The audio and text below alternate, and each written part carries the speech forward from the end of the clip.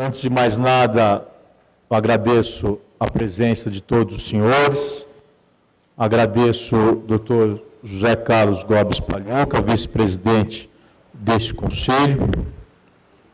E antes de iniciarmos, eu gostaria também de saudar as pessoas, autoridades aqui presentes, e com certeza será de muita valia essa exposição, porque é importantíssima essa interação do Conselho Penitenciário com as autoridades públicas, com o Departamento Penitenciário Nacional, com o Ministério da Justiça, com a Secretaria de Administração Penitenciária e com o Tribunal de Justiça. Sem mais delongas, eu gostaria de passar a palavra ao doutor Lorival Gomes, excelentíssimo secretário de Administração Penitenciária do Estado de São Paulo, para dela fazer uso. Obrigado. Eu acho entendo muito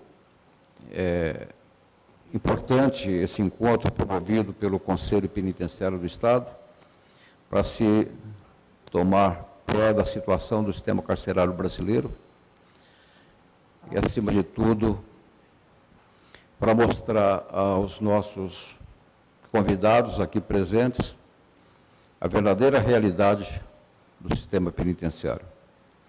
É bem verdade que aqui estão presentes aqueles guerreiros, aquelas pessoas dedicadas que fazem com que o sistema penitenciário não seja pior do que é hoje. Se não fossem essas pessoas que atuam dia e noite no sistema prisional paulista, aí poderíamos dizer que é um verdadeiro caos. Fico muito satisfeito de estar aqui presente. Muito obrigado pelo convite. Muito obrigado, Renato, mais uma vez, por essa parceria que você sempre fez com São Paulo.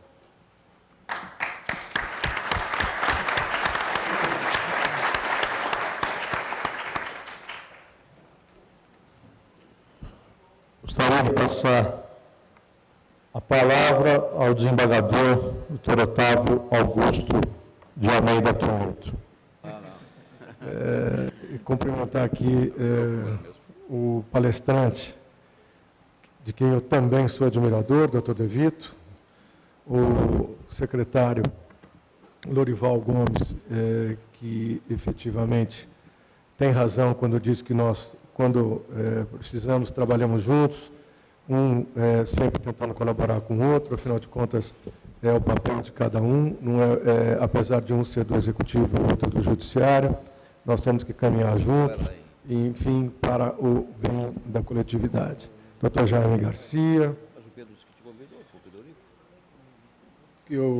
meu colega de tribunal, pessoa de extrema competência, enfim, cumprimento a todos os advogados, senhores da mesa, senhoras e senhores que atuam nessa área, e efetivamente não vou me alongar, só apenas cumprimentar pela iniciativa mais uma vez da OAB desse evento, cumprimentando o doutor Humberto, o doutor Rui e todos aqueles que colaboraram para mais um evento desse JAES nesta casa, da onde eu sou oriundo, da onde eu saí há 8 anos para poder compor o Tribunal de Justiça de São Paulo, e, sem maiores delongas, passo a palavra devolvo a palavra ao presidente.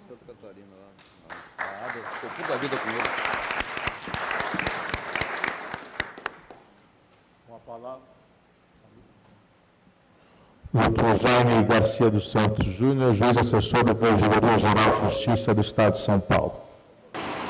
Para mim é sempre uma grande alegria quando sou convidado e compareço nesses eventos, porque tenho a oportunidade de rever grandes amigos.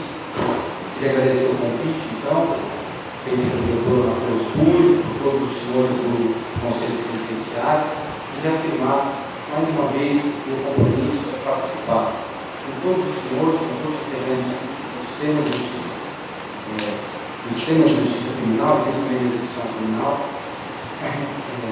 reafirmar essa parceria e o meu compromisso de caminharmos juntos nessa trilha, buscando esse objetivo que eu mencionei.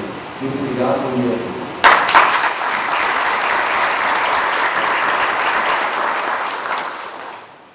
Gostaria de passar a palavra ao expositor dessa manhã, Dr. Renato Campos Pinto de Vito, diretor do Departamento Penitenciário Nacional, defensor público, que nos falará sobre a temática da execução penal, DEPEN e Infopem.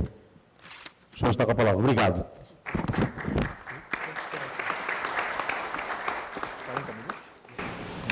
A perspectiva de contribuição, e eu vou me esforçar bastante para seguir aqui esses 40 minutos, para que a gente tenha uma oportunidade de diálogo, é trazer a aproximação dos dados dentro de uma moldura do contexto nacional do sistema prisional brasileiro, a partir dos dados do Infopem, e a partir daí trazer algumas diretrizes que o departamento tem pensado para se colocar em apoio aos estados. Eu acho que é importante sempre lembrar que o DEPEN ele tem uma função dúplice, uma função de gestão do sistema penitenciário federal, dos 4 presídios federais de segurança máxima, que pelo sistema jurídico brasileiro se destinam exclusivamente ao recolhimento de pessoas com perfil determinado. Se eu pudesse aqui traçar um padrão de perfil, seriam lideranças com envolvimento em organizações criminosas. Então, o sistema federal brasileiro, ao contrário de outros sistemas, como o norte-americano, o argentino, ele não se destina a respaldar os presos da Justiça Federal, mas presos que têm um perfil determinado, na tentativa de conferir apoio, colaboração federativa com os estados, para que a gente, a partir do isolamento de lideranças de organizações criminosas, consiga desarticular essas organizações. Mas o DEPEN, além de ser gestor, e aí eu me coloco na gestão direta apenas nesse aspecto, tem um papel de fomento, né, no que diz respeito à política penitenciária nacional. O DEPEN também, desde 1984, embora ele exista, o embrião do DEPEN remonte à década de 30, como uma inspetoria nacional de presídios, inspetoria federal de presídios, enquanto estrutura dentro do Ministério da Justiça, a partir de 84, que a nossa muito bem construída Lei de Execução Penal traz atribuições para o DEPEN, no sentido de apoiar, assistir tecnicamente os estados no que diz respeito à implementação da Lei de Execução Penal. E aí nós temos talvez uma questão que a gente discute muito intensamente nesse momento, que é de fato qual é o papel da União nesse contexto. Nós temos um pacto federativo brasileiro bastante peculiar, e aqui eu não estou fazendo um juízo valorativo, positivo ou negativo. A Federação Brasileira, ao longo dos séculos, a partir da fundação da República, ela migra de um modelo unitário, muito centralizador, para o empoderamento e distribuição de receitas, inclusive, para os estados da federação, chegando em 88 a um modelo em que a gente incluiu, inclusive, o município no nosso pacto federativo. Isso certamente traz vantagens, como traz desvantagens. No que diz respeito à política criminal, boa parte dos instrumentos estão, e os instrumentos legislativos, centrados na União. Mas a possibilidade de uma coordenação no pacto federativo, a União se coloca com os demais entes a partir de integração, a partir de mecanismos de colaboração e mecanismos de coordenação. Esse é o tripé do apoio federativo, né? Integração, quando a gente passa a discutir, a gente tem feito isso com o CONSEG, né, que hoje é dirigido pelo nosso secretário de Administração Penitenciária de São Paulo. O CONSEG é o Conselho de Secretários de Administração Penitenciária, Justiça e Cidadania. Se dá não só pela integração, como pela cooperação federativa, né? Então, quando a gente aporta recursos para fomentar uma determinada linha de atuação, como a linha de alternativas penais, este é um exemplo de cooperação federativa. Quando a gente disponibiliza vagas do sistema federal, este é um exemplo. Mas o nosso pacto ele traz poucos instrumentos para que a gente, de fato, realize um trabalho de coordenação. Talvez aqui no estado de São Paulo, que tem uma escola penitenciária já tradicional, que tem um acúmulo, que tem diretrizes que muito nos auxiliam a fixar diretrizes nacionais, isso não faça muita diferença, mas nós sabemos que para muitas unidades da federação, a ausência de diretrizes acaba trazendo uma série de problemas. Então eu começo aqui, antes de entrar nos dados, trazendo essa dificuldade e dizendo o que eu digo para os secretários de Justiça e Administração Penitenciária. Se a União não se colocar ao lado dos estados, na posição de parceiro, na posição de colaborador, construindo de fato redes de parceria, talvez nós não tenhamos como enfrentar um problema da magnitude que é o problema penitenciário no nosso país.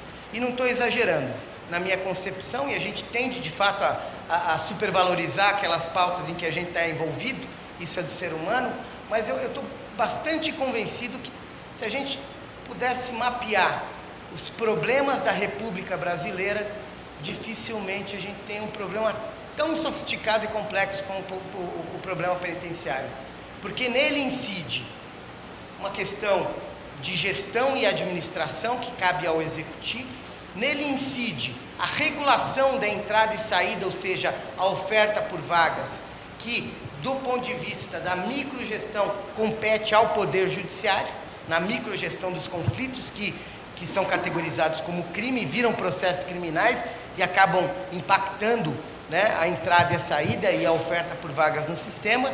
Isso é do sistema de justiça, do Poder Judiciário, porque envolve o Poder Legislativo, que fixa em abstrato os patamares daquela reprimenda, a qualidade e a quantidade da pena, envolve os órgãos de segurança pública, com toda a complexidade que a questão organizacional da segurança pública também traz no nosso país, envolve a sociedade, que muitas vezes nutre expectativas em relação ao papel do Estado, à reação do Estado ao delito, à violência e à criminalidade que impactam nessa equação, envolve a mídia, que também se coloca como elemento difusor, pregando determinada linha, e normalmente uma linha, isso não é só no Brasil, como em diversos países do mundo, uma linha mais punitivista, pedindo mais prisão, né? Vocês vejam que a gente tem aqui, pelo menos esses 6 atores aí, né? Executivo, no sentido mais amplo, como gestor do sistema prisional, judiciário, legislativo, segurança pública, né? O judiciário, quando eu falo dele, eu falo do sistema de justiça também, com a complexidade do que é assistência jurídica ao preso, com a complexidade do que é o papel do Ministério Público, também no controle externo da atividade policial, que impacta a nossa questão prisional, sociedade e mídia. Agora vocês podem multiplicar isso por 3, porque a gente tem esses mesmos problemas nos 3 níveis da federação, né? Na União, esse concerto que envolve ali a organização do Executivo Federal, com essa dificuldade que a gente tem hoje de compreender o Pacto Federativo e acertar qual que é o papel do Ministério da Justiça no que diz respeito a essa política, o Supremo Tribunal Federal, os tribunais superiores, nos estados esse mesmo arranjo, e mesmo nos municípios algumas políticas penitenciárias acabam sendo objeto de discussão, e eu cito aqui a educação, em que a educação fundamental hoje é municipalizada, a saúde, em que a saúde hoje, a atenção básica também é municipalizada. Quer dizer, eu desafio aqui alguém que me cite um exemplo de política pública tão complexa como a gestão do sistema penitenciário, por essas características, todos esses elementos. Eu não estou subdimensionando os desafios, por exemplo, do gestor de saúde, mas o gestor de saúde, ele faz lá um grande diagnóstico, ele analisa ali a incidência, a prevalência dos agravos, ele desenvolve políticas de prevenção, desenvolve políticas de cura, e a gente, agora aqui não, a gente tem uma equação que envolve N atores com variáveis muito significativas e, sobretudo, com uma expectativa social que tem que ser trabalhada, né? Isso eu digo com muita clareza, porque ninguém fala, bom, eu sou contra aqui o aprimoramento dos tratamentos de combate ao HIV. Agora, no que diz respeito ao sistema prisional, mesmo quando o remédio apresentado pelo sistema prisional, ele é mais amargo do que a doença, a sociedade ainda fala, não, eu quero prisão, e se não tiver prisão, a gente não tem justiça. E eu acho que aí entra a sofisticação. Então, eu vou tentar passar rapidamente aqui algumas informações. Essa apresentação, que é um resumo do relatório do Infopem, se vocês entrarem na página do Ministério da Justiça, está o relatório integral à disposição, no arquivo PDF, que não é tão pesado, mas a apresentação também ficará à disposição. É um resuminho de alguns pontos que me pareceram importantes para a gente discutir. E a partir dessa moldura do que é a situação prisional, do ponto de vista estatístico, a gente vai aproximar algumas reflexões para tentar dizer como estamos entendendo, então, o papel da União e do DEPEN nesse concerto de colaboração federativa. Muito bem, esse é o quadro geral. Os dados de junho de 2014, a população prisional ultrapassou a barreira dos 607 mil presos, né? No sistema penitenciário praticamente 580 mil, ainda 27.950 pessoas nas carceragens. Se tem uma coisa boa que aconteceu nos últimos anos no sistema prisional brasileiro, foi o esvaziamento das carceragens, isso tem que ser dito também, não aconteceram só coisas ruins, mas a gente ainda tem esse resíduo. Eu espero que nos próximos anos a gente trabalhe com um traço ali, né? O sistema penitenciário federal naquela época tinha 358 presos apenas, agora está com uns 420, né? Tem essa sazonalidade, mas vejam que é aquela intervenção excepcional que eu mencionei no início, para 376 mil vagas, ou seja, número de presos menos o número de vagas, nós precisaríamos, para aplacar o déficit, de 230 mil vagas, né? Vocês imaginam o que é o orçamento para essa construção, a partir dos investimentos que o governo federal anunciou em 2011 para a construção, tentando criar cerca de 45 mil vagas com 1 bilhão e 200 milhões de reais. Uma conta aqui, uma aproximação, e a gente teria que atualizar as tabelas SINAP agora, né? Isso daria para chegarmos aí aos 230 mil, cerca de 6 vezes esse montante, 8 bilhões pelo menos para a construção, sem contar com o custeio, gente. Porque aqui a SAP sabe bem disso, é um dos orçamentos mais robustos do Estado de São Paulo. O custeio, ele pesa no orçamento. Em alguns estados, em um período de 3 a 5 anos, você gasta o equivalente que você gastou para construir aquela vaga, apenas para mantê-la, com efetivo, com os contratos de alimentação, hotelaria, serviços e etc. Né? E aí nós chegamos a essa taxa de ocupação de 161%, valendo dizer que aqui não existe limite de tolerável. O limite do tolerável aqui é 100%, é uma vaga, um preso, né? Essa é a taxa de ocupação norte-americana, por exemplo, de 101%. Quando lá, Califórnia estourou com 150 e poucos por cento de taxa de ocupação, o Tribunal da Califórnia falou, o doutor Otávio sabe disso, vamos soltar para chegar a 135% a taxa de aprisionamento.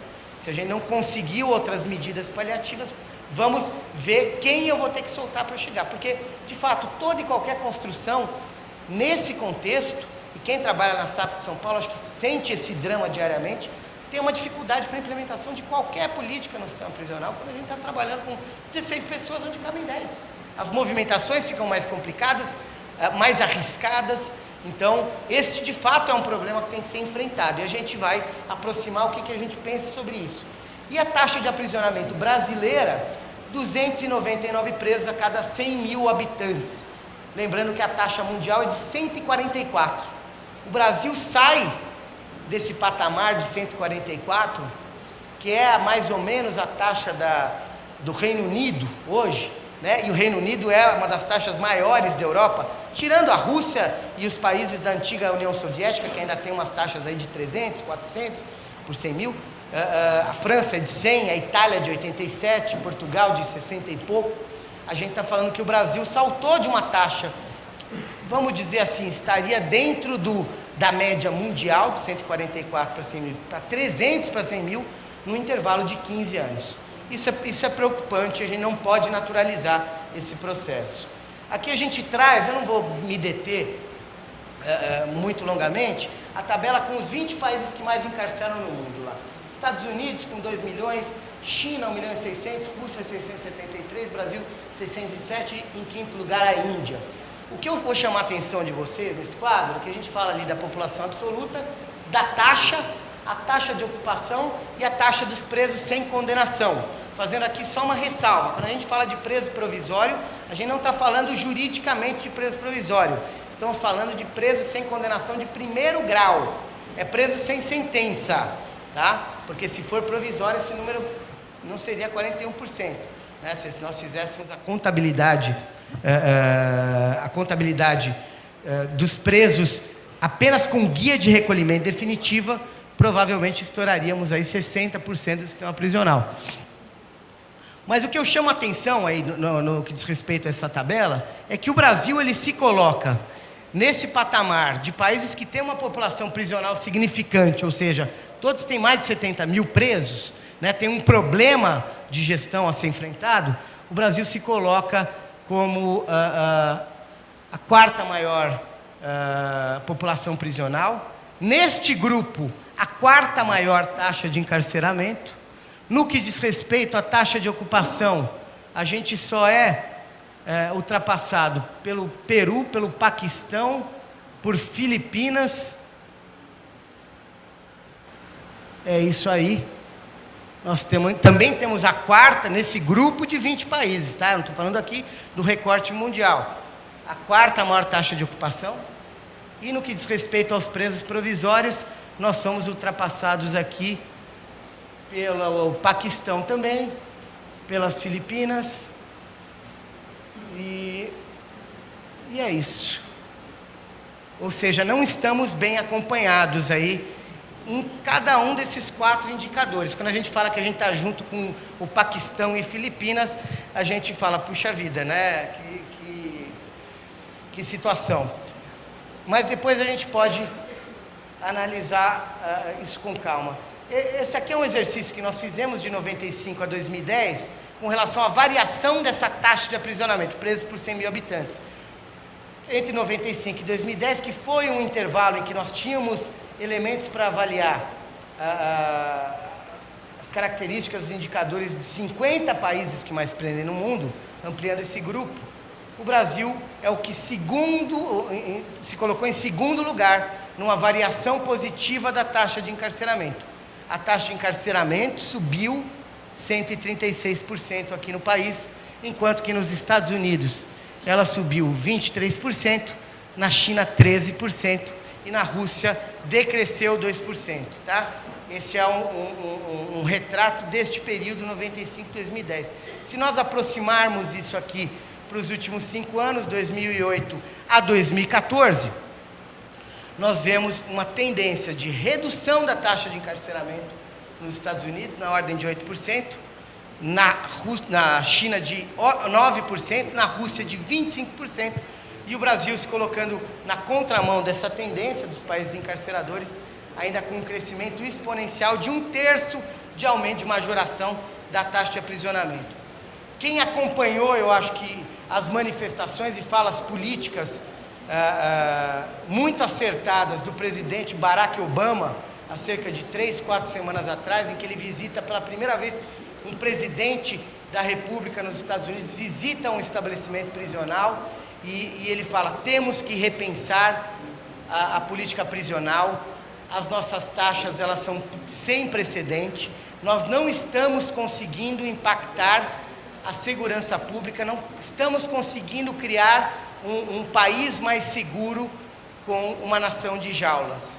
Essa, em linhas gerais, é a fala do presidente Obama, que deve nos conduzir a uma reflexão serena, cuidadosa, mas inevitável.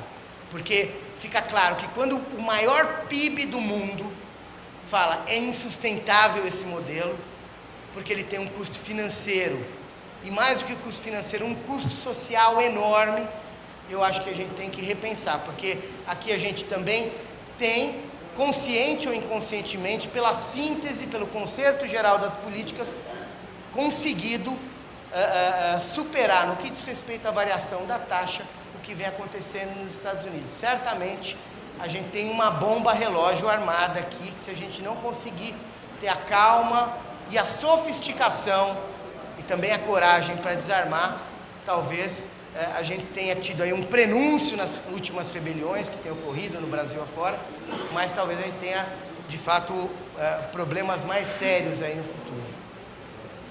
Então nós trazemos aqui, já mirando o quadro brasileiro, uma evolução do número de pessoas privadas de liberdade entre 1990 e 2014, em que nós partimos lá de 90 mil presos para chegarmos a 607 mil presos, ou seja, um aumento de 575%.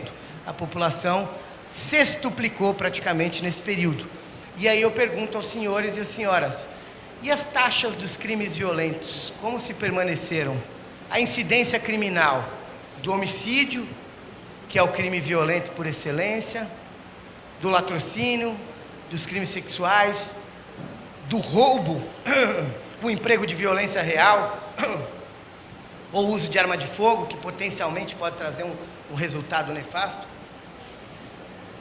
Infelizmente, eu posso dizer, aqui sem qualquer viés ideológico, que vão falar, não, mas o Renato é gestor prisional hoje, mas ele é defensor público, né, Dudu? Vão falar, é defensor público, então ele está ideologizando. Não, eu acho que ideologizar um debate tão importante é paralisá-lo. A dicotomia entre a segurança no sistema prisional e a garantia dos direitos humanos, para mim, é uma falsa dicotomia. Na verdade, nós temos que conciliar a necessidade de criar ambientes seguros, racionalizar o uso da prisão, com a premissa do Estado Democrático de Direito brasileiro, que é a garantia dos direitos humanos. Nós temos que desarmar também essa tensão e essa polarização, porque a gente não está falando de coisas distintas, né? Mas o fato é que, apesar da política que o Brasil, voluntária ou involuntariamente, por suas instituições públicas, tem promovido, que acarretou uma população prisional sextuplicada no intervalo de 25 anos, infelizmente nós não temos impactado os indicadores de incidência criminal no que diz respeito à criminalidade violenta, né? Talvez por isso a sociedade ainda apoie com tanta ênfase soluções populistas e supostamente mágicas, como a redução da maioridade penal ou o aumento indiscriminado das penas como solução para esse problema.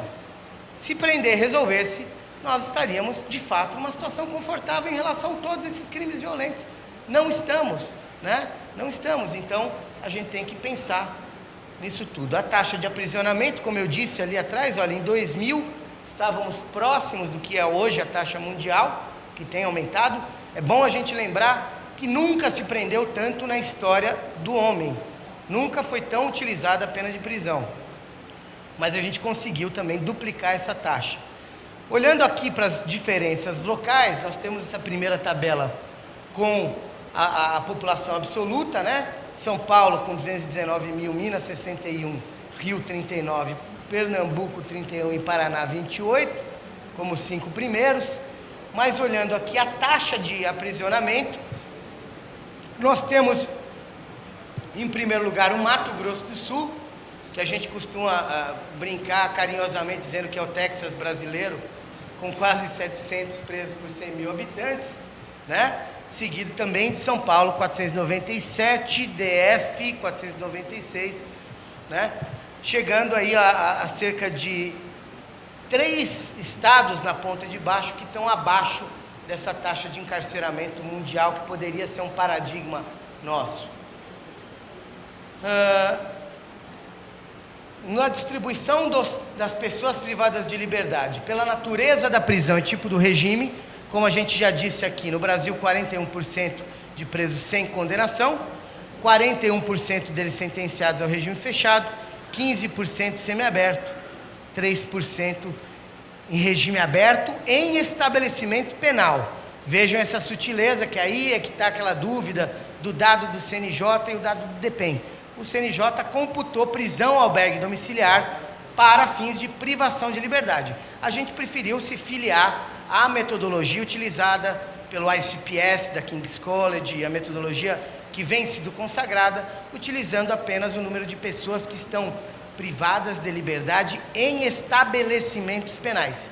Se a gente for falar de pessoas privadas de liberdade em outros locais, a gente tem que levantar o número de monitorados eletronicamente, que eu suspeito que já chega a cerca de 50 mil no Brasil. A gente está finalizando um diagnóstico sobre isso. A gente aí teria que incluir talvez os 120, 130 mil pessoas também que estão em regime de prisão albergue domiciliar. Mas vejam que o número de pessoas sem condenação é equivalente ao número de presos no regime fechado.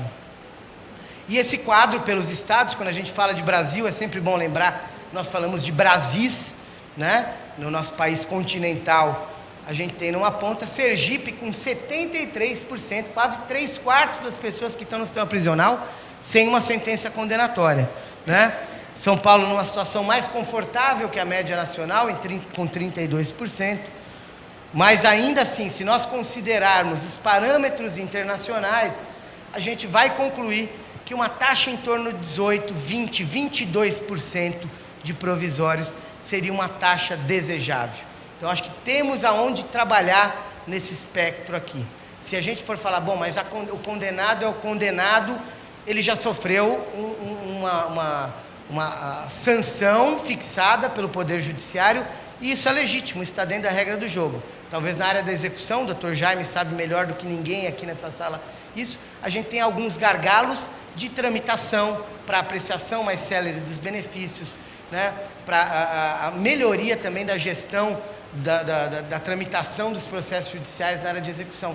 Mas ali, em relação ao mérito, a regra do jogo está sendo observada. No que diz respeito ao provisório, eu acho que aí a gente tem que, de fato, buscar uma integração, uma reflexão conjunta para verificar por que a gente tem um número tão significativo de presos sem condenação. Eu trago só um outro dado, que eu vou ver se eu incluo nessa apresentação, que é resultado de um estudo que o DEPEN financiou junto ao IPEA, que analisou em 5 capitais o que acontecia com as pessoas que ficavam presas durante o processo.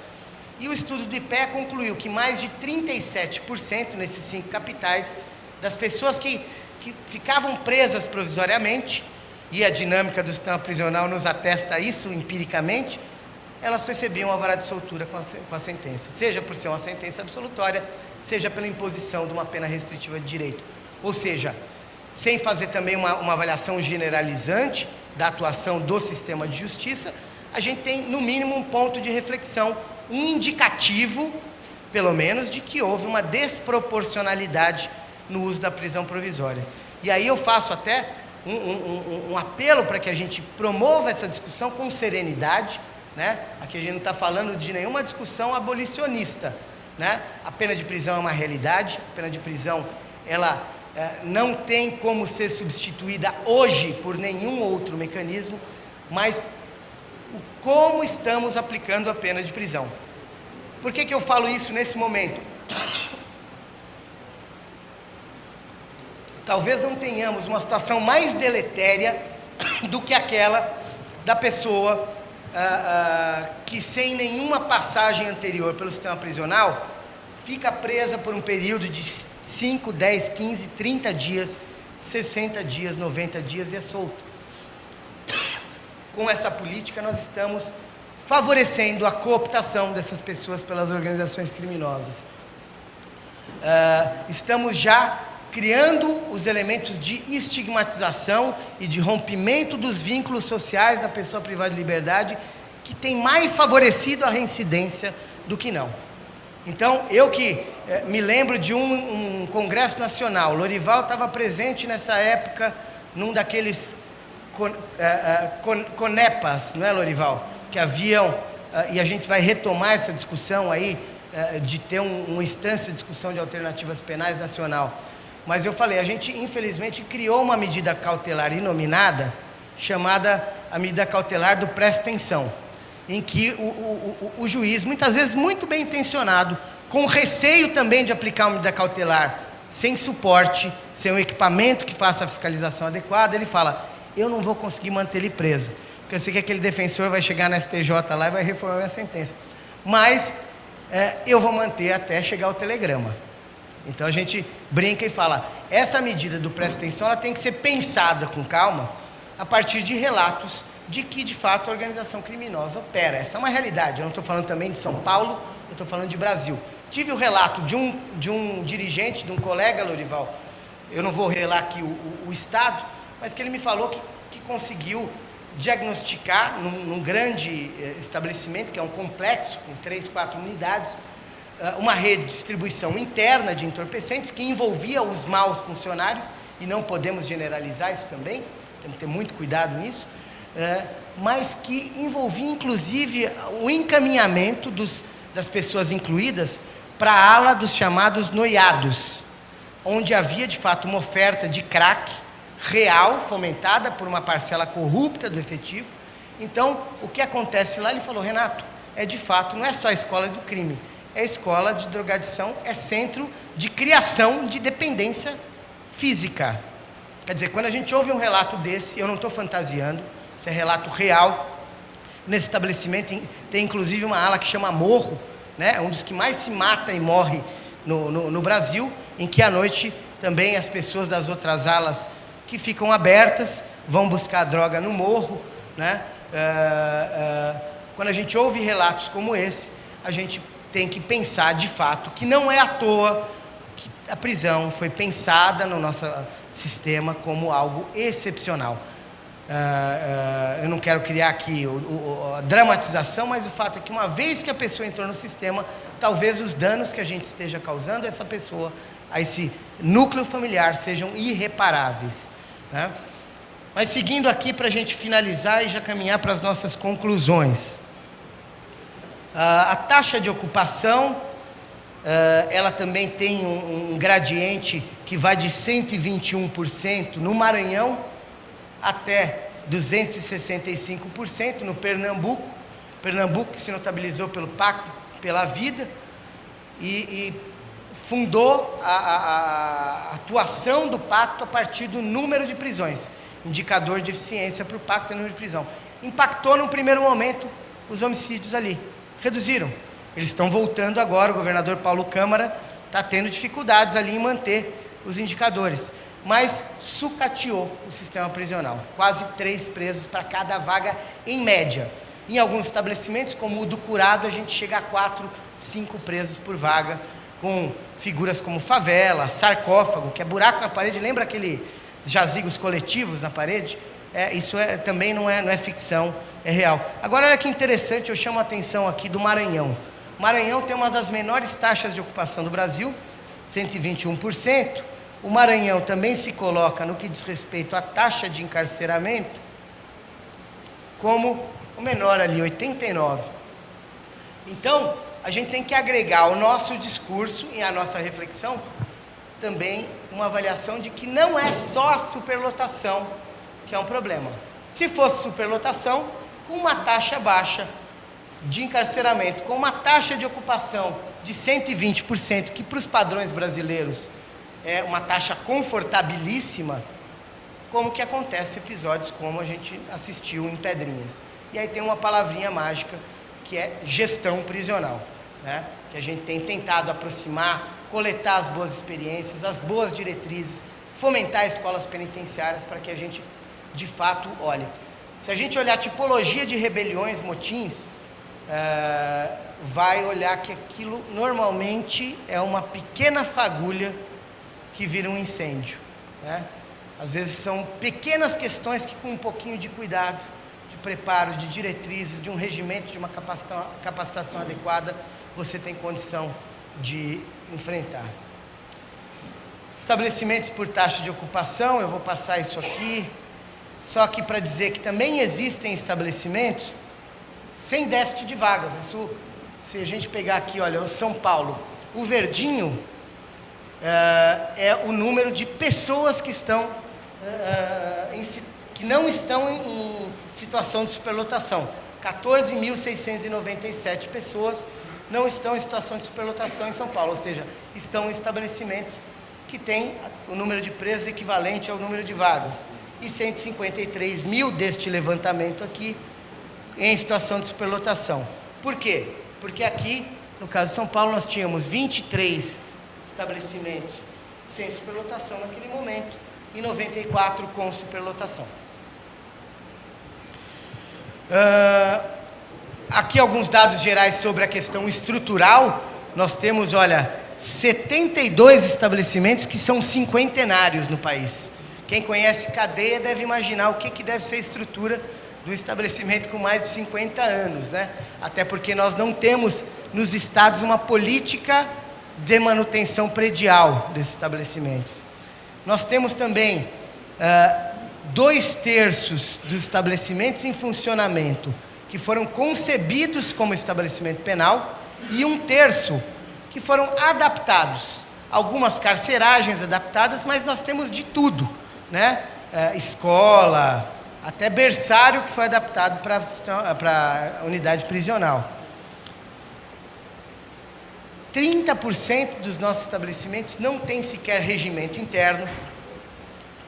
E no que diz respeito à destinação prevista para o estabelecimento, se aquele é um estabelecimento para presos provisórios, cadeia pública, ou CDP, ou congênere, né?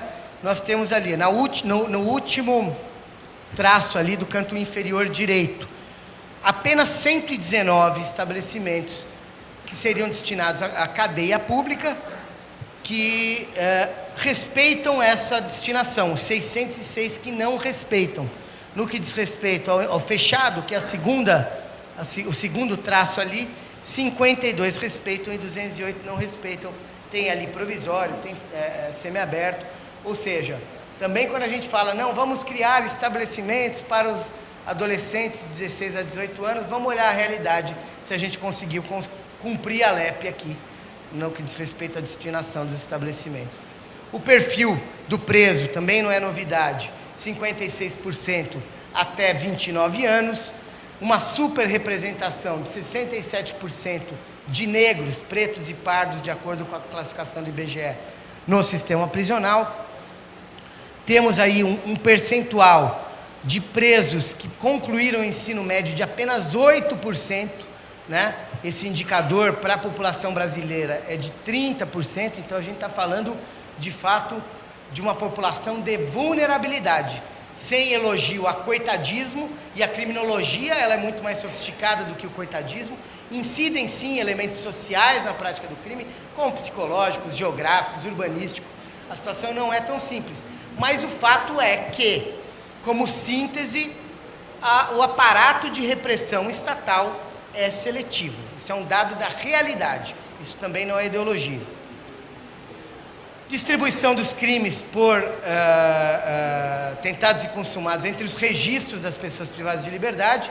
Temos uma novidade nesse quadro, o tráfico superando significativamente o roubo, 27% das pessoas com o registro de tráfico, 21% roubo, furto 11%, homicídio 14%, latrocínio 3%, ou seja, retomo aquela reflexão inicial, né?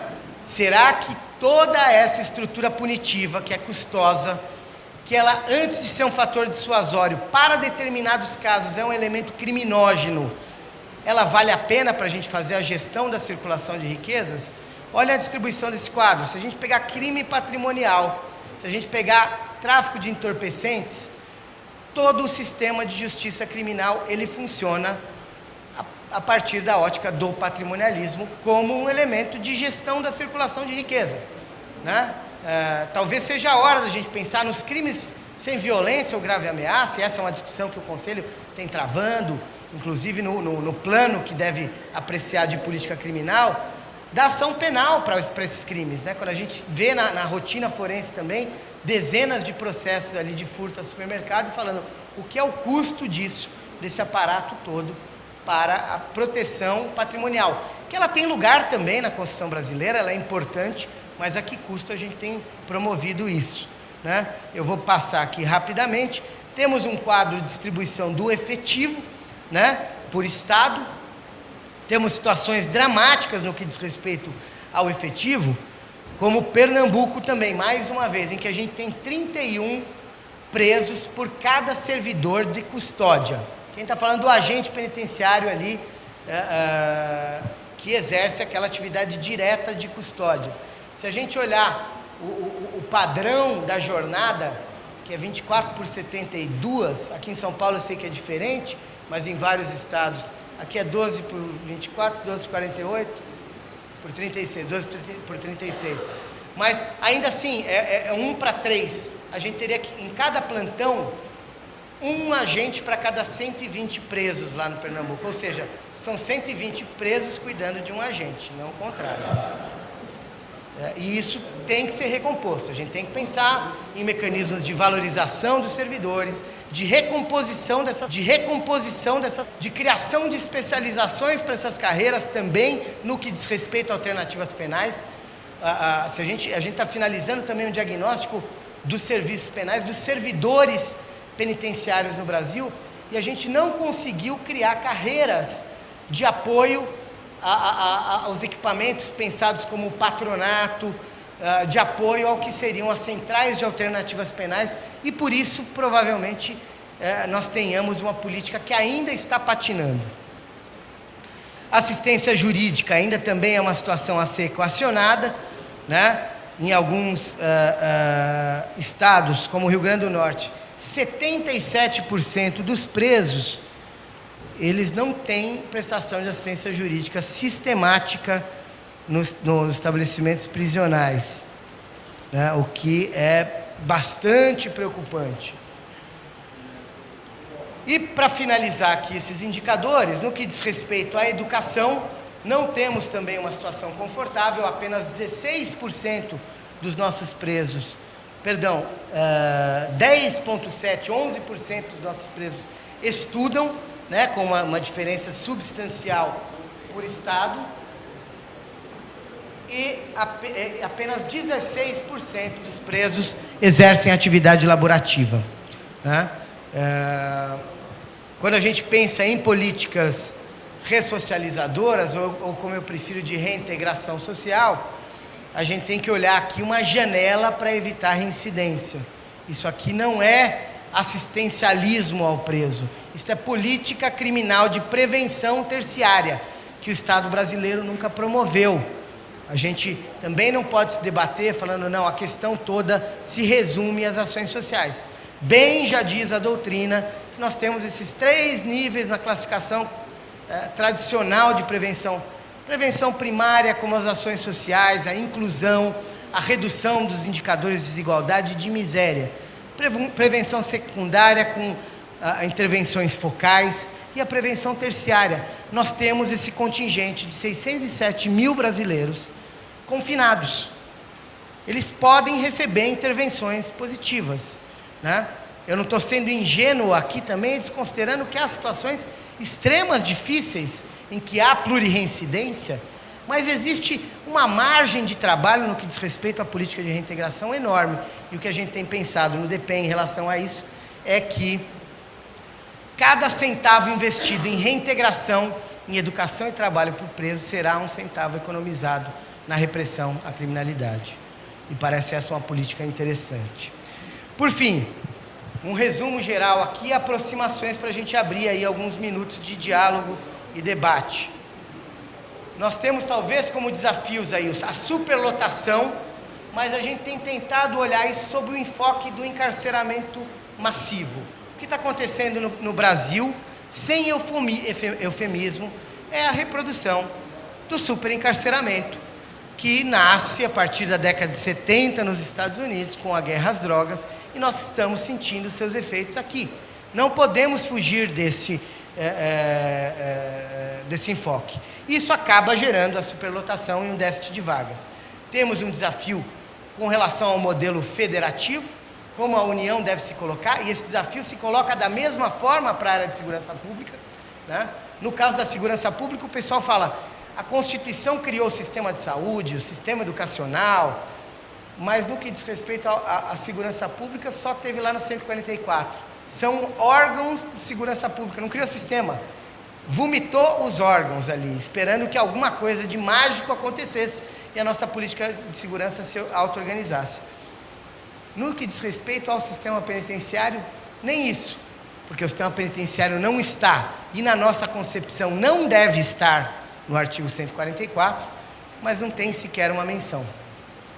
Então, a gente tem que trabalhar aí uma reflexão profunda sobre o que é o papel da União, aonde deve haver coordenação, né? Quando eu falo, olha, eu não tenho condição nenhuma, eu não tenho enforcement, eu não tenho condição de promover aderência a uma política do DPEM, por exemplo, que prega a criação de corregedoria para o controle interno do sistema penitenciário. Essa questão pode parecer prosaica no estado de São Paulo, né, que tem um sistema de controle interno funcionando há décadas, mas para outros estados não é nada prosaico, né? Então, essa discussão sobre o pacto me parece uma das chaves para a gente avançar no que diz respeito à segurança e ao sistema penitenciário. O déficit de gestão, nós não temos, até em decorrência da ausência dessas coordenadas. O CNPCP e o próprio DPEM têm produzido diretrizes. As resoluções do CNPCP, diversas delas são nortes para a organização da política nos estados. Isso é muito bom, mas o fato é que elas são meras recomendações, como as portarias do DPEM, que organizam e traçam diretrizes para a organização de determinadas políticas. Uma novidade, que é o crime organizado, e compreendam, a gente não pode subvalorizar nem supervalorizar a questão do crime organizado. Ele é uma realidade no Brasil, em diversos estados, é uma realidade em diversos países. Na verdade, há estudiosos que apontam que não há um país que trabalha com o conceito de superencarceramento que não tenha criado como subproduto organizações criminosas, que também têm graus diferentes organizacionais. A gente pode falar de uma superorganização com comando centralizado, com cadeia de comando, com atividades ilícitas fora dos perímetros prisionais, como às vezes a gente está falando, sob o mesmo rótulo, de um arranjo de autodefesa e auto-organização que se auto-intitula uma facção criminosa para autoproteção dentro do presídio. E no Brasil, esse debate parece também obnubilado, né? Na verdade, a gente fala é facção e aí é pânico, né? Então é facção, vale tudo, é faccionado, acabou as garantias. Não, peraí, que tipo de facção, qual o grau de envolvimento, essa pessoa exerce ou não um papel de liderança. E chamo aqui a atenção para o que alguns estudiosos também vêm pregando. Quando a gente pensa em poder e legitimação, e há organizações que exercem poder dentro do sistema prisional, a gente, evidentemente, que vai associar isso à violência, né? Essas facções se impõem a partir da violência. Não vamos vitimizar também grupos que, mediante a opressão e a violência, causam estrago discriminatório, e quem sabe o que é a realidade da população LGBT hoje no sistema prisional sabe do que eu estou falando, né? Então, agora, só a violência ela não sustenta nenhum arranjo de poder, né? Isso é da teoria política clássica. Com violência você mantém uma ditadura por 1, 2 décadas, 3 décadas, mas a história nos ensina que só a violência não sustenta. A gente precisa de uma legitimidade simbólica. E aí vai uma reflexão de que a desarticulação dessas facções e da importância do crime organizado no sistema prisional passa necessariamente pela desarticulação da legitimidade simbólica das facções.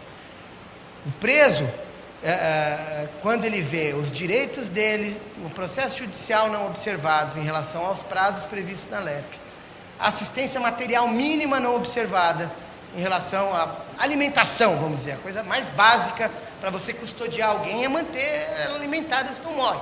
E hoje, na verdade, a alimentação é cofinanciada pelo Estado e cofinanciada pela família. Sabemos disso. Isso vira barganha também. Quando o preso verifica a pessoa ali com um problema de saúde, morrendo ao seu lado, isso cria uma sensação de fato de inconformismo, falando, eu estou sofrendo, e essa é uma assertiva verdadeira, violência institucional promovida pelo Estado, o Estado como grande violador. Isso gera, de fato, a base para a legitimidade simbólica das facções. A degradação, que eu estou dizendo, a degradação do sistema prisional é o foro de articulação das organizações criminosas. Se nós não retomarmos esse espaço, provendo as garantias mínimas para a subsistência dessa pessoa no sistema prisional, não vai ser por uma operação policial que a gente acaba com facção criminosa. Isso é um fetiche, para mim, muito reducionista, mas, enfim, isso seria objeto de uma palestra em si, e nós temos aqui, então, inclusive, um conhecimento profundo sobre isso. E, por fim, a questão da prioridade política como desafio, que é aquilo, né? No Supremo, na semana passada, vocês acompanharam aquele RE da possibilidade de intervenção do Ministério Público nas obras. A ministra Carmen Lúcia fala, bom, o preso não tem voto, não tem prioridade política, o que é uma meia-verdade, o preso provisório ele tem direito a voto, sim, né? Mas o fato é que, historicamente, essa é uma política que não foi observada, né? Os dirigentes, eles falam, bom, tem vaga? Não tem, mas vamos lá, que é que nem coração de mãe.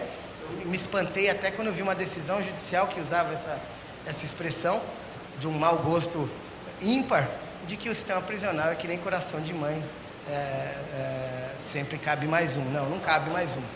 Os Estados Unidos, quando promoveram uma política punitivista, eles triplicaram o número de presos e triplicaram o investimento. Então nós temos que ajudar aqui também a SAP, dizendo que o investimento no sistema penitenciário tem que ser proporcional ao número de presos, né? Porque senão realmente a gente vai trabalhar com sucateamento. O que o DEPEN tem previsto para isso? Redução do déficit. As construções, vamos ter entrega de 45 mil vagas, que já estão pactuadas, 70% já com execução iniciada, e vamos trabalhar com a qualificação da prisão provisória. Em parceria com o Conselho Nacional de Justiça, o DEPEN tem apoiado a instalação das audiências de custódia, para que nós consigamos, quem sabe, reduzir essa taxa de presos provisórios, criando as estruturas de suporte necessárias para que o Poder Judiciário e o sistema de justiça também se sinta encorajado a aplicar as medidas cautelares diversas da prisão. Então, o que o Executivo Federal tem assinado, e na sexta-feira saiu uma portaria nossa para a seleção de projetos, em que a gente vai ter uma destinação de 38 milhões para as centrais de alternativas penais e monitoração eletrônica, reconhecemos sim que devemos construir essa política, ou potencializar essa política. Essa é uma construção que já tem 15 anos, o Mauro sabe dessa história toda aí, e do papel do DEPEN nisso.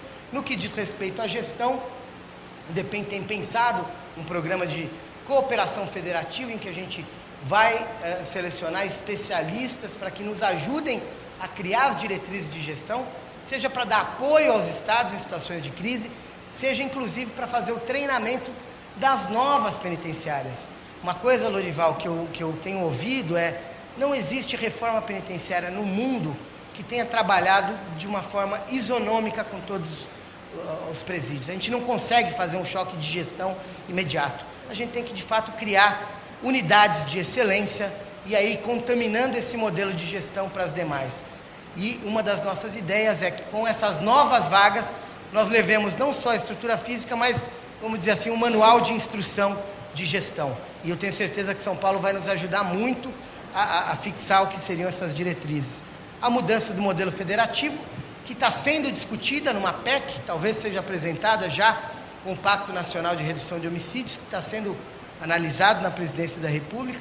A nossa proposta é que a União possa ditar diretrizes organizacionais para o sistema penitenciário nos estados, para que a gente possa superar esse quadro de mera recomendação, doutor Otávio.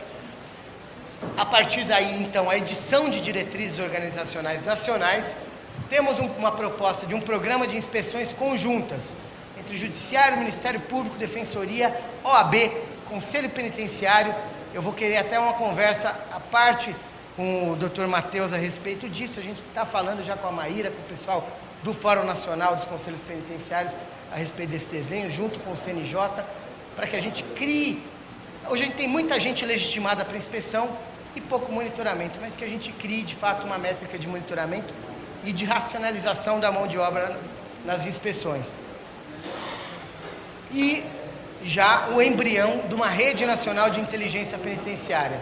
O DEPEN tem ouvido alguns atores que estão fazendo esses levantamentos no âmbito internacional, né? O que são as facções criminosas nos outros países, quais são as soluções que deram e as que não deram certo. Acho que ninguém tem uma fórmula Se algum acadêmico ou gestor falar, eu sei como lidar com esse problema, facção criminosa, acho que está mentindo, mas talvez a gente possa falar, isso aqui eu tenho certeza que não pode ser feito.